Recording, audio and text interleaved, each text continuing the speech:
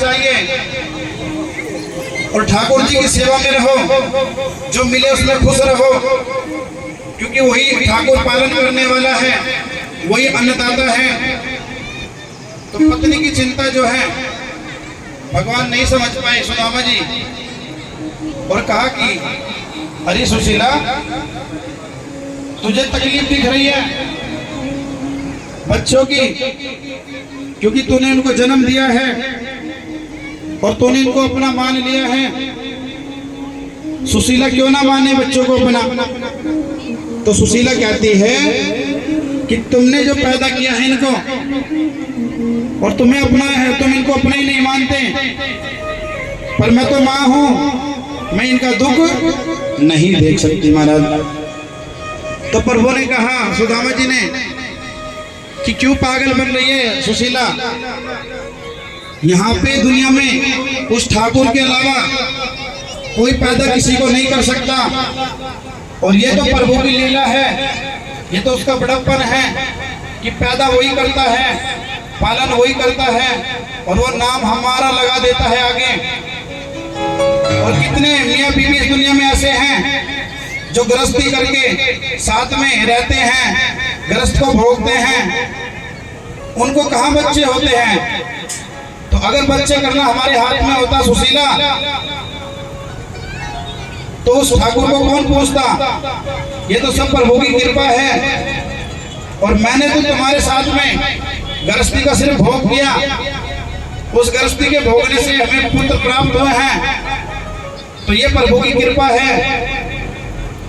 और तू इनको अपना मान बैठी है, जिसने जन्म दिया है, पालने की चिंता भी उसी पे छोड़, और तू भी कृष्ण का ध्यान कर। तो जो प्रभु में लगे रहते हैं, ना उनको नींद सताती है, ना गरीबी सताती है, ना भूख सताती है, ना उनको दुश्मनी सताती है, और ना ही उनको प्रेम सताता है, जो भगवान की भक्ति में लगे रहते हैं। कैसे? जैसे सुदामा जी। जैसे आप यहाँ 3-4 घंटे बैठते हो लगातार, तो यहाँ किसी को भूख लगती है क्या?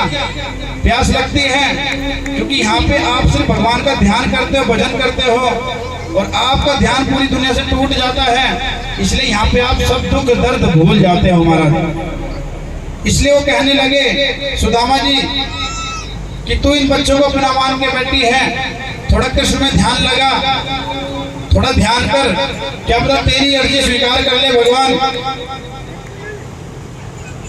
तो सुशीला जी कहने लगी कि उस कृष्ण का नाम मत लेना मेरे सामने,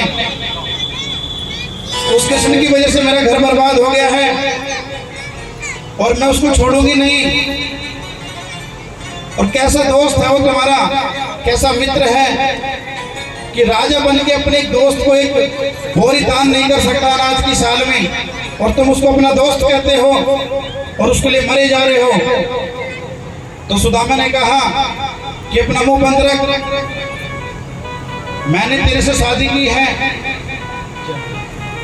तुझे जो कहना है मुझे बोल, पर वो सावरिया सरकार, वो ठाकुर किसी की नहीं सुनता, और उसके लिए गलत मत बोल।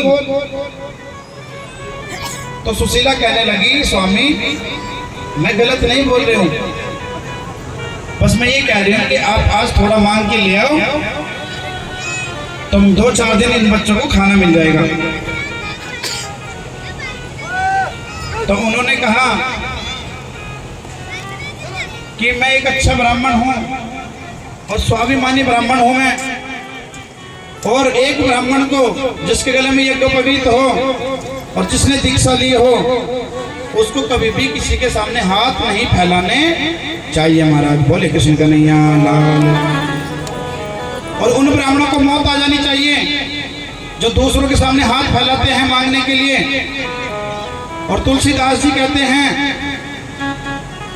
कि तुलसी कर पे कर करो, तुलसी कर पे कर करो, करतल नाही करो, तुलसी कर पे कर तलो, करतल नाही करो, और जा दिन तुम करतल करो ता दिन मरण करो। यानी कि हे भगवान, आप हमेशा हमें ऐसा बना के रखना कि हम दुनिया को दे, सिर्फ हम कभी लेने के लिए हाथ ना फैलाएं। और जिस दिन हमारे हाथ फैलाने की नौबत आ जाए प्रभु, उससे पहले हमें इस दुनिया से उठा लेना। बोले कृष्ण कन्हैया लाल की।